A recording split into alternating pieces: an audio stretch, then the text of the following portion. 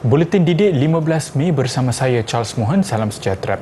Beberapa kabar gembira akan diumumkan Kementerian Pendidikan Malaysia KPM kepada golongan pendidik sempena sambutan Hari Guru peringkat kebangsaan esok.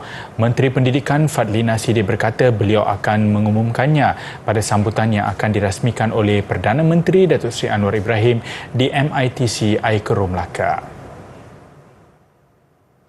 Tak perlu tunggu yang amat buat Perdana Menteri. Menteri Pendidikan akan umumkan. So tunggu besok, kita akan umumkan. InsyaAllah ada beberapa perkara yang saya fikir penting untuk kita bagi semangat pada guru-guru kita dan keseluruhan ekosistem pendidikan dan khususnya untuk negara.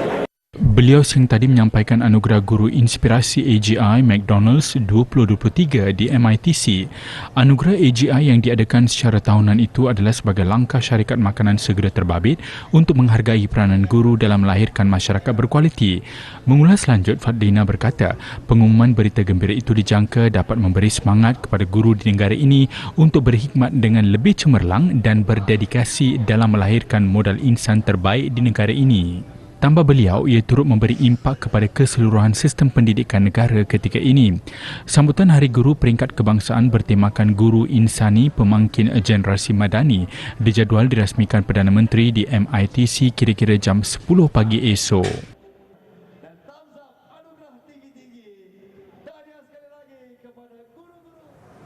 Tekad membantu pelajar untuk skor dalam Sijil Pelajaran Malaysia SPM, Majlis Pengetua Sekolah Menengah MPSM Perlis menganjurkan tuition percuma selama 4 minggu untuk calon SPM 2023 dari 4 buah sekolah agama di negeri itu. Program kecemerlangan akademik itu menghimpunkan 100 pelajar terpilih setiap minggu yang berlangsung selama 4 jam bermula 8.30 pagi. 4 sekolah terlibat adalah Sekolah Menengah Kebangsaan Agama Arau, Sekolah Menengah Kebangsaan Agama Perempuan Alawiyah, Sekolah Menengah Agama Al-Madrasah Al-Alawiyah Ad-Diniyah, SMA Al-Ma'ad dan Sekolah Agama Al-Islahiyah Menengah. Ia melibatkan 9 mata pelajaran yang diajar oleh guru cemerlang mata pelajaran terlibat. 9 subjek iaitu subjek akademik yang dari segi subjek fizik, biologi, kimia, manahij lurah, manahij ulum islamiyah, lurah arabiah muasirah dan juga usuluddin. Itu. Dan termasuklah matematik pada hari ini. Penganjurannya akan diadakan secara bergilir di 4 buah sekolah terlibat. Bagi pelajar, mereka memanfaatkan sepenuhnya tuition percuma ini terutama dalam subjek-subjek yang perlu mereka kuasai dan duduki dalam peperiksaan SPM. Sedikit sebanyak, penganjurannya membantu mengurangkan bebanan kos pendidikan tambahan kepada keluarga calon terlibat. Pada tuition ini, saya mendapat banyak manfaat.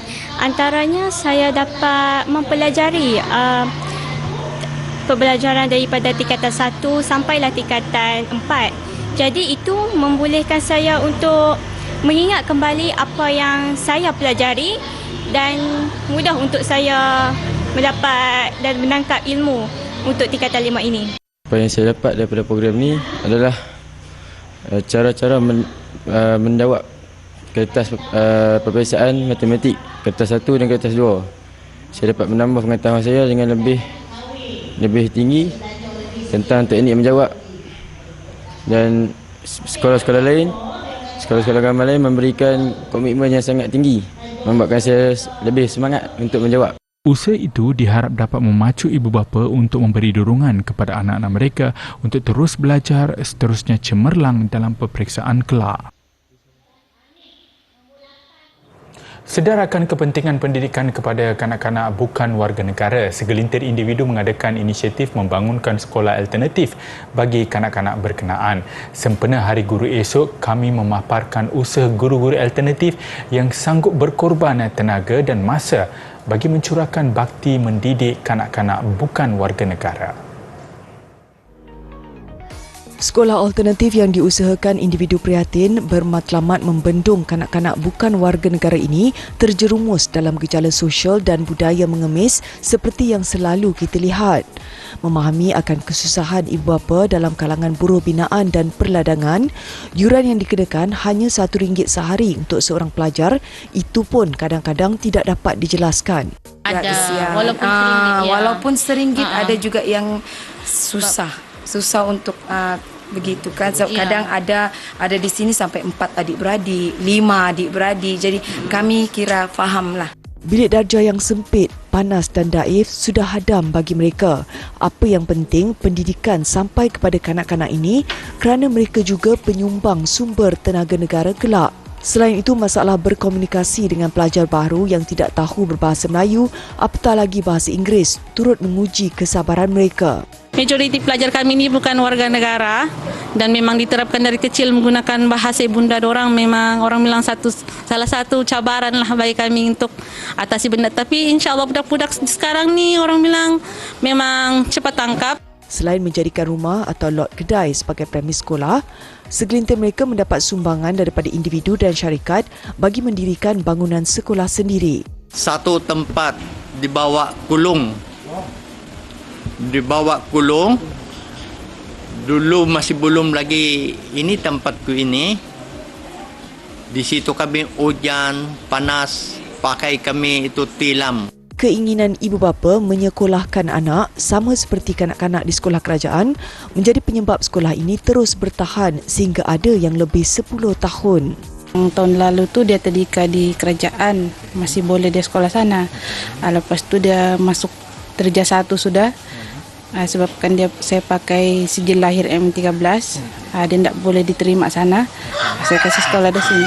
Mengikut Akta Pendidikan 1996, setiap institusi pendidikan swasta termasuk sekolah alternatif wajib mendaftar dan mematuhi peraturan-peraturan yang ditetapkan. Tidak terkecuali sekolah alternatif di daerah Sandakan telah dilawati pegawai dari Pejabat Pendidikan Daerah dan saranan untuk pendaftaran telah diberikan. Ya, kita boleh panggil guru-guru mereka. Kalau mereka sudah berdaftar, kita boleh panggil guru-guru mereka untuk ikuti kursus-kursus kurikulum yang dibimbing oleh pegawai-pegawai pembelajaran di PPD Sandakan. Terdapat juga sekolah alternatif lain yang ditaja oleh NGO seperti Humana Child Aid Society Sabah, Pesuruhjaya Tinggi Bangsa-Bangsa Bersatu untuk Pelarian UNHCR dan Community Learning Centre CLC Sabah. Namun cabarannya tidak sama seperti yang dihadapi guru-guru alternatif yang dipaparkan tadi.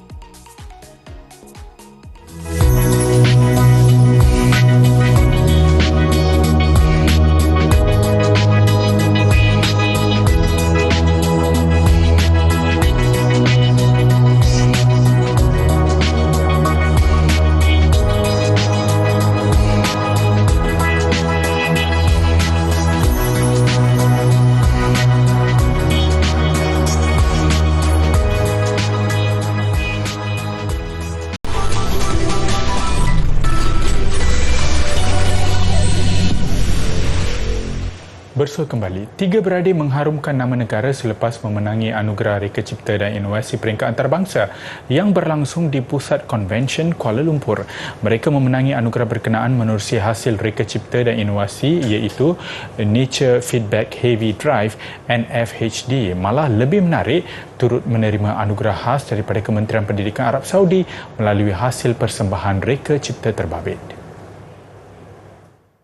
Pelajar Sekolah Kebangsaan SMK Proton City, Syamir Pandurar, Syahir dan Shazlan, masing-masing 16 tahun, 14 tahun dan 13 tahun memenangi pingat emas World Young Inventions Exhibition WYIE dan Pereka Cipta Muda Terbaik Malaysia Young Inventions Exhibition MYIE peringkat sekolah menengah sempena pameran Reka Cipta Inovasi dan Teknologi Antarabangsa ke-34 Malaysia ITEX 23. Kejayaan ini yang kedua berturut-turut selepas menaik taraf NFHD yang direka untuk menambah jarak perjalanan kenderaan hybrid dan elektrik pada tahun lalu. Reka Cipta terbabit dapat mengurangkan penggunaan kuasa elektrik daripada bateri kenderaan dengan pertukaran tenaga secara berperingkat. Syahir berkata penggunaan sistem NFHD lebih menjimatkan kerana ia murah dan mudah dibaiki di samping lebih menarik kerana mesra alam. Idea mencipta NFHD timbul selepas bapa mereka meminta mencipta sistem yang boleh membantu kenderaan komersial yang mesra alam.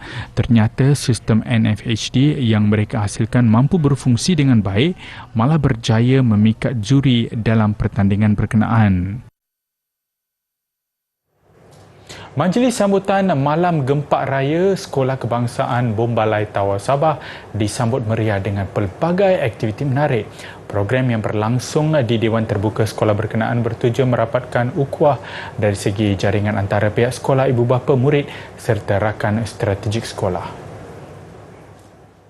Selain mesyuarat agung tahunan PIBG, program turut dimeriahkan dengan pelbagai aktiviti, antaranya pertandingan karaoke, futsal, cabutan tiket bertuah dan gerai pameran.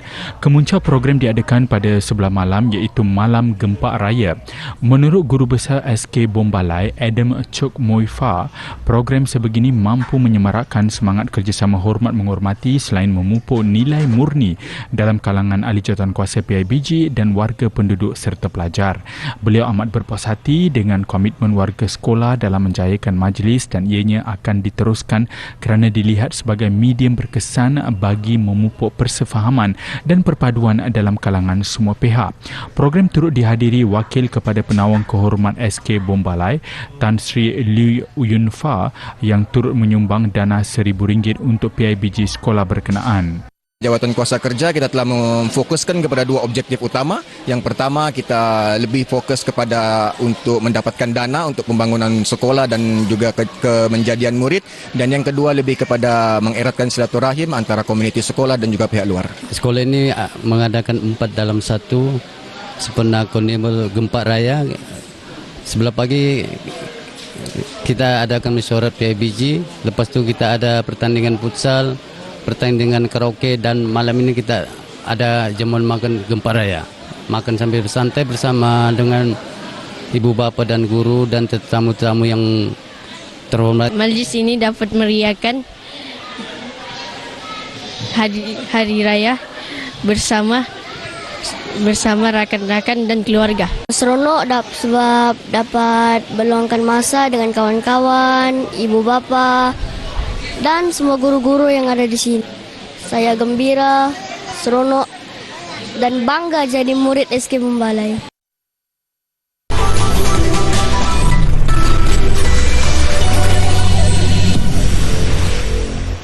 Bersua kembali, sambutan Hari Belia Negara tahun ini bukan sekadar sambutan biasa, sebaliknya ia memberi lonjakan semangat dan ruang kepada anak muda untuk bersuara dengan lebih berkesan. Perdana Menteri Datuk Seri Anwar Ibrahim berkata sambutan itu juga mengingatkan golongan berkenaan mereka adalah pemimpin kini dan masa depan. Mereka adalah pemimpin masa kini dan masa depan, dan memberi ruang kepada mereka untuk mengemukakan masalah kepada pihak yang bertanggungjawab. Tetapi yang penting saya nak tekankan juga bahawa sebagai anak muda kita punya tanggungjawab, kita harus berfikir, kita harus bernilai, kita harus sedar bahawa untuk menjadi manusia yang berguna. Perdana Menteri berkata demikian dalam rakaman ucapan video sempena Hari Belia Negara 2023. Katanya, selain menjadi insan yang berguna kepada keluarga dan masyarakat, golongan belia juga harus mempersiapkan diri dengan keyakinan, ilmu, amal dan tindakan. Hari Belia Negara disambut pada 15 Mei setiap tahun. Sambutan peringkat kebangsaan tahun ini akan diadakan pada 28 Mei di Padang Pejabat Daerah dan Tanah Port Dickson, Negeri Sembilan.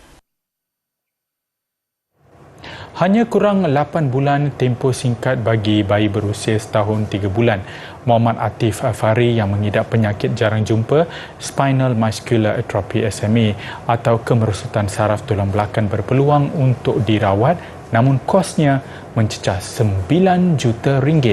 Dana itu diperlukan bagi memperoleh ubat genetik Zolgensma yang berharga $2.1 juta atau $9.42 juta yang mampu menyembuhkan penyakit itu.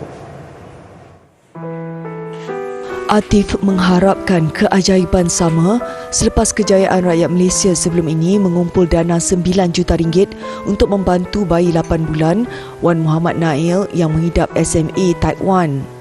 Penderitaan penyakit jarang jumpa Muhammad Atif pernah disiarkan TV3 Februari lalu. Bapa Atif, Muhammad Farhan Muhammad Said, 33 tahun berkata, anak ketiganya itu hanya mampu bertahan dengan pengambilan ubat bernilai lebih RM40,000 untuk tempoh sebulan yang perlu diambil sepanjang hayat. Sehingga kini hampir RM300,000 telah dibelanjakan dalam tempoh 7 bulan hasil sumbangan pelbagai pihak. Namun dengan mengambil suntikan ubat genetik Zolgensma, Atif berpeluang untuk sembuh sepenuhnya tanpa perlu bergantung pada ubat lagi. Kita harap bantuan orang ramai sangat-sangatlah, tapi itulah sampai bila kan penyakit SFB ni untuk 9 juta terlampau tinggi, 9 juta terlampau mahal kan, tapi sampai bila kan SFB ini nak macam ni kan. Kita just, bukan saya sajalah, saya fight ni pun untuk semua parents SFB yang lain lah. Sampai bila kita nak untuk SFB saja, banyak lagi penyakit lain yang memerlukan rawatan dana tinggi, tapi itulah kena pihak-pihak yang bertanggungjawab tolonglah ambil peranan, tolonglah, kami berharap sangatlah. Misi menyelamatkan nyawa Atif kini dilaksanakan Pertubuhan Bukan Kerajaan NGO Yayasan Misi Rakyat yang turut tampil membantu selepas berjaya dalam misi Adik Nail. Pengasasnya Faiz Azmi berkata, sehingga kini pihaknya berjaya mengumpul RM1.6 juta walaupun baru dilancarkan sejak 3 hari lalu. Jadi saya berharap untuk baby Atif dan juga baby-baby yang seterusnya ni, sekiranya seruan datang, tak kiralah siapa kita buat sama-sama. Orang jutawan tak semestinya kena bagi sampai beratus ribu. Yang penting konsisten, yang penting sahut apa yang dah datang pada hati masing-masing. Jadi saya harap melibatkan influencer, melibatkan semua jutawan, melibatkan semua level rakyat. Kita kena buat benda ini sama-sama.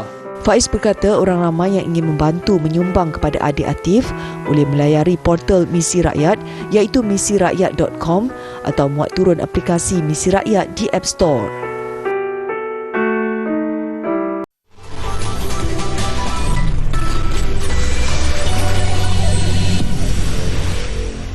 Ke perkembangan Sukan C Kemboja 2023, hari ke-10 pertandingan rasmi Tamasya, suasana kontingen negara terus suram.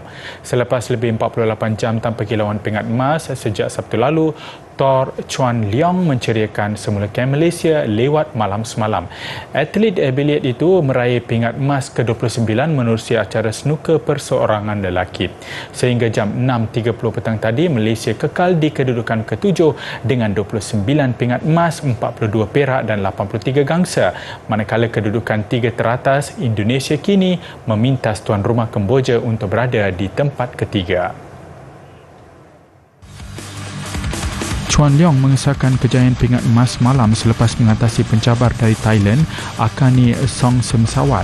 Pada aksi final yang berlangsung di Dewan Aeon Mall, Chuan Leong meraih kemenangan dengan keputusan 4-1. Ia membolehkan atlet berusia 35 tahun itu mengungguli pencapaian ketika edisi 2015 di Singapura apabila memenangi pingat emas dalam acara sama. Seorang lagi atlet negara, Lim Kok Leong, turut menaiki podium selepas meraih pingat gangsa. Kejayaan di lakar Chuan Leong menamatkan hari suram kem negara yang kali terakhir memperoleh pingat emas 12 Mei lalu. Dalam pada itu, hasrat Malaysia meraih pingat emas ke-30 petang tadi menerusi sepak takraw tidak kesampaian. Ketiadaan Thailand dalam acara ini sebenarnya memberi peluang buat kontingen negara bolot emas, namun sebaliknya yang terjadi pada perlawanan akhir beregu di Dewan Olimpik Phnom Penh apabila Malaysia dikejutkan Indonesia.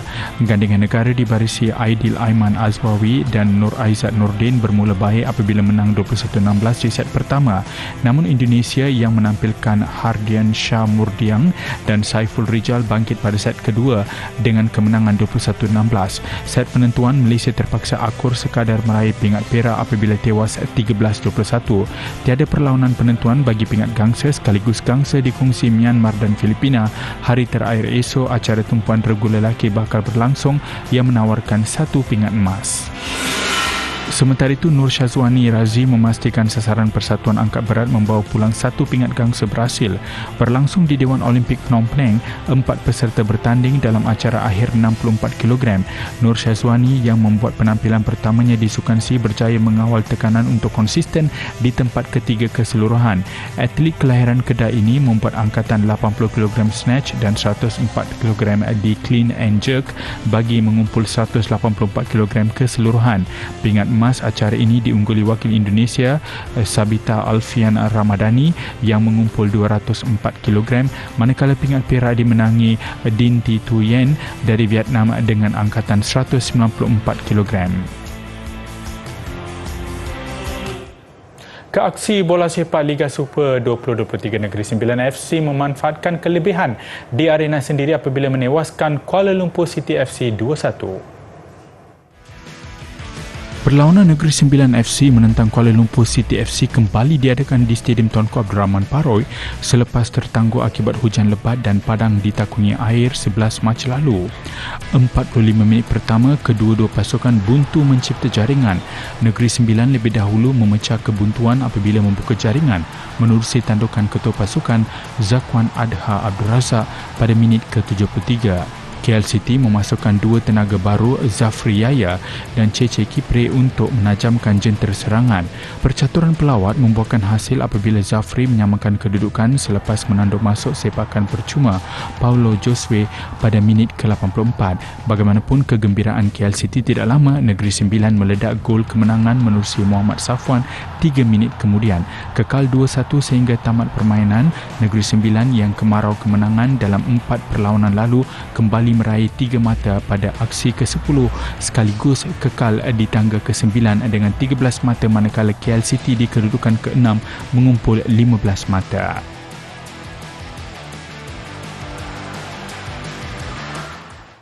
Beralih ke sukan lasa triathlon Ironman 70.3 Desaru Coast di Johor, triathlete Australia Harry Sinclair muncul juara keseluruhan lelaki manakala kategori wanita diungguli peserta Singapura Chu Ling membolehkan mereka layak beraksi ke kejuaraan Ironman dunia di Finland Ogos depan. Harry Sinclair, 26 tahun, jelas berada dalam kelas tersendiri. Dia mendominasi kesemua cabaran disiplin, bermula dengan renang sejauh 1.9 km diikuti berbasikal 90 km dan berlari 2.1 km sebelum berjaya menamatkan perlumbaan sukan lasa itu dalam cuaca cukup panas dalam masa 4 jam 26 minit 27 saat, sekaligus mengesahkan slot ke kejohanan Ironman 70.3 dunia di Finland yang dijadual berlangsung pada 26 hingga 27 Ogos depan. Sementara itu, dalam kategori wanita, peserta dari Singapura Chu Ling muncul juara selepas menamatkan cabaran dalam masa 4 jam 49 minit 52 saat. Bagaimanapun, tumpuan tetap terarah kepada peserta tempatan Esther Joy Chen, 20 tahun, yang muncul keempat terpantas dengan catatan 5 jam 3 minit 09 saat. Lebih menarik, abangnya Daniel John Chen juga muncul peserta lelaki kategori tempatan terpantas di tempat ke-14 dengan catatan 5 jam 3 minit 44 saat. Selain Ironman 70.3, 3 kategori sampingan lain yang turut dipertandingkan iaitu Iron Kids, Triathlon dan Sprint Triathlon melibatkan 1,256 peserta dari Malaysia, Singapura, India, Australia, Jepun, Perancis dan Amerika Syarikat. Kemeriahan Rumah Terbuka Hari Raya Media Prima siang tadi mengakhiri buletin didik saya, Charles Mohan. Salam hormat dan kita jumpa lagi.